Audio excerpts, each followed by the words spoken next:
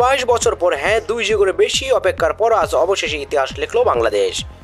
ঢাকার জাতীয় স্টেডিয়ামে ফুটেছে এক নতুন বুড়ের গল্প। ভারতকে 1-0 গোলে হারিয়ে বাংলাদেশ তৈরি করলো যুগান্তকারী মুহূর্ত।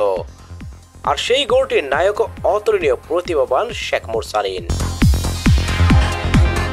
বাংলাদেশ ভারত মানেই অতিরিক্ত রোমাঞ্চ, আর আজকের রাত যেন তার চেয়েও এক ধাপ উপরে।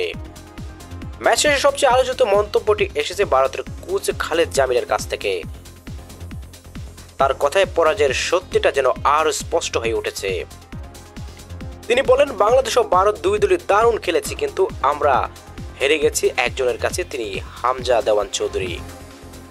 তিনি আরো যোগ করলেন, আমরা যেখানে অ্যাটাক করেছি সেখানে তিনি দেওয়ালের মতো দাঁড়িয়েছিলেন। ডিফেন্সে, মিডফিল্ডে, এমনকি গোলকিপারের ভূমিকাও পালন করেছেন। আমাদের নিশ্চিত 2-3টা গোল তিনি একাই বাঁচিয়ে দিয়েছেন।